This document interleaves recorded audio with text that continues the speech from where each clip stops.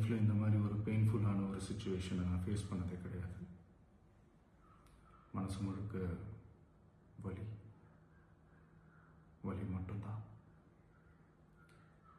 இந்த சுற்றுப்பயணத்தில் என்னென்ன மக்கள் பார்க்க வராங்க, அதுக்கு ஒரே ஒரு காரணம் தான், அவங்க என் மேலே வச்சிருக்கிற அன்பும் பாசம் தான்.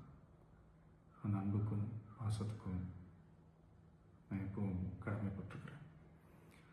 அதனால தான் இந்த சுற்றுப்பயணத்தில் மற்ற எல்லா விஷயங்களையும் தாண்டி மக்களுடைய சேஃப்டி, அதில் எந்த காம்ப்ரமைஸும் பண்ணிடக்கூடாதுன்றதுக்காக தான் அது என் மனசில் ரொம்ப ஆழமாக இருக்கும் அந்த எண்ணம். அதனால தான் இந்த அரசியல் காரணங்கள் எல்லாத்தையும் தவிர்த்துட்டு ஒதுக்கி வச்சுட்டு மக்களுடைய சேஃப்டி மட்டும் மைண்டில் வச்சுக்கிட்டு அதுக்கான இடங்களை சூஸ் பண்ணுறது, அதுக்கான இடங்களை பார்த்து பெர்மிஷன் கேட்குறது, போலீஸ் டிபார்ட்மெண்ட்டில் அதை ரிக்வெஸ்ட் பண்ணி கேட்போம். ஆனால் நடக்கக்கூடாதது நடந்துருச்சு. நானும் மனுஷன் தானே. அந்த நேரத்தில் அத்தனை பேர் பாதிக்கப்பட்டு இருக்கும்போது எப்படி அந்த ஊரை விட்டுட்டு என்னால் கிளம்பி வர முடியும்?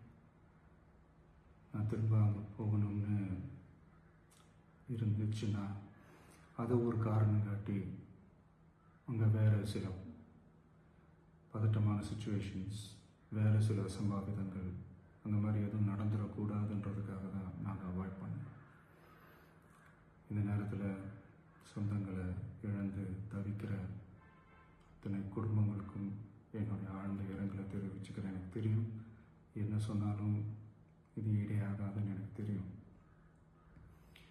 ஹாஸ்பிட்டலில் ட்ரீட் பண்ணிகிட்ருக்கிற எல்லாருமே சீக்கிரமாக க்யூர் ஆகி வரணுன்றதை இந்த நேரத்தில் நான் வேண்டிக்கிறேன். கூடிய சீக்கிரமே உங்கள் எல்லாரையும் நான் சந்திக்கிறேன். இந்த நேரத்தில் எங்களுடைய வலிகளை, எங்களுடைய நிலைமையை புரிஞ்சுக்கிட்டு எங்களுக்காக பேசின அரசியல் கட்சிகளை சார்ந்த நண்பர்கள், தலைவர்கள் அனைவருக்கும் என்னுடைய நன்றியை தெரிவிச்சுக்கிறேன். கிட்டத்தட்ட ஒரு 5 மாவட்டத்துக்கு பிரச்சாரத்துக்கு போனோம். இந்த மாதிரி எதுவுமே நடக்கல. ஆனால் கரூரில் மட்டும் ஏன் எப்படி நடக்குது, எப்படி நடக்குது? மக்களுக்கு எல்லா உண்மையும் தெரியும். மக்கள் எல்லாத்தையும் பார்த்துக்கிட்டு இருக்கிறாங்க. கரூரை சேர்ந்த அந்த மக்கள் அந்த உண்மையெல்லாம் வெளியில் சொல்லும்போது எனக்கு கடவுளே நேரில் வந்து இறங்கி அந்த உண்மைகள்லாம் சொல்கிற மாதிரி எனக்கு தோணுச்சு. சீக்கிரமே எல்லா உண்மைகளும் வெளியில் வரும்.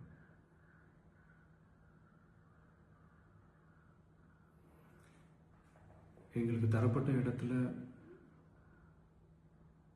நாங்கள் போய் அந்த அந்த ஸ்பாட்டில் நின்று நாங்கள் பேசிட்டு வந்தோம். அதை தாண்டி எந்த தவறும் எங்கள் சைடில் நாங்கள் எதுவுமே செய்யலை.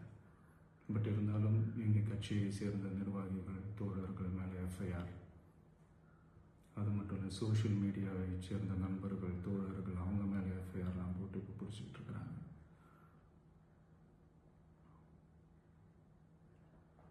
CM sir,